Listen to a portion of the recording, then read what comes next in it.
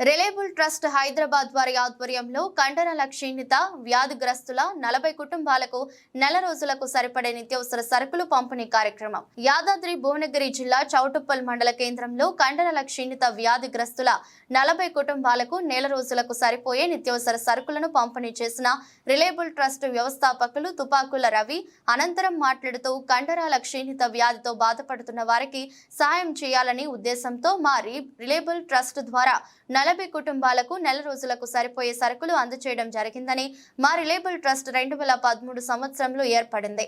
గతంలో ములుగు జిల్లాలో వరద బాధితులకు సాయం చేయడం జరిగింది. హైదరాబాద్ లో చాలా చోట్ల కుష్టి వ్యాధికి సంబంధించిన వారికి సాయం చేశాం. ఇది ఒక క్రిస్టియన్ ఆర్గనైజేషన్. ఇది దేవుడిచ్చిన ఒక అవకాశం భావిస్తూ ఇలాంటి మరెన్నో సహాయాలు చేస్తామని తెలిపారు.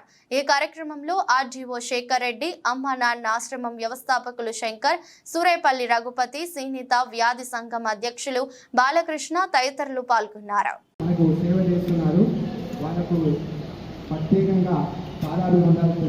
నానాలు ఇంకా అన్నయ్య వాళ్ళు అనుకున్నారు.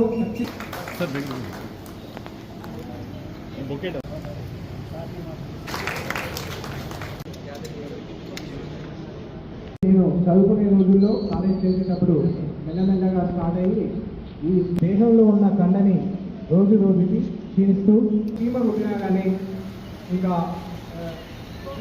మాకు మెటీరియల్ కావాలి. మాకు అసోసియేషన్ ఒక 2 మిత్రుల్లో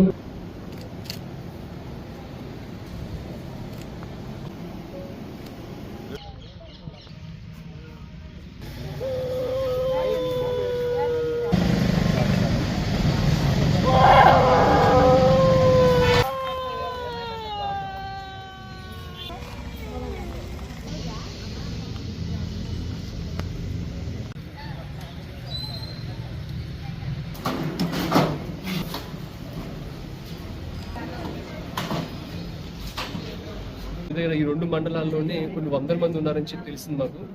మాకు ఈ రిలయబుల్ ట్రస్ట్ నుంచి మాకు తోచినంత వరకు మాకున్న అవకాశాన్ని బట్టి దగ్గర ఒక 40 మంది కుటుంబాలకి ఒక కుటుంబం ఒక నెలలో వాళ్ళ కుటుంబ సభ్యులు తినగలిగేంతగా ఒక చిన్న సహాయం నేను తీసుకొచ్చింది అనమాట. అది రిలయబుల్ ట్రస్ట్ అని చెప్పి 2013 నుంచి జరుగుతుంది.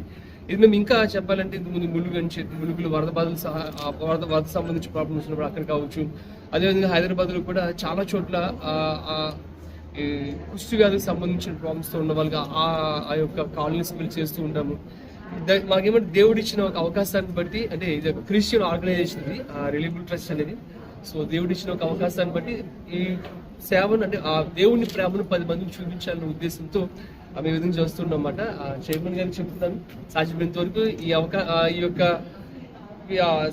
యొక్క సిస్టమ్ ని మళ్ళీ తర్వాత కూడా మేము ఆ విధంగా మేము చేస్తూ ఇంకా ఎక్కువ సార్లు ఈ విధంగా మేము సహాయం చేయడానికి మేము ప్రయత్నం చేస్తామని చెప్పి కోరుకుంటాం. Thank you.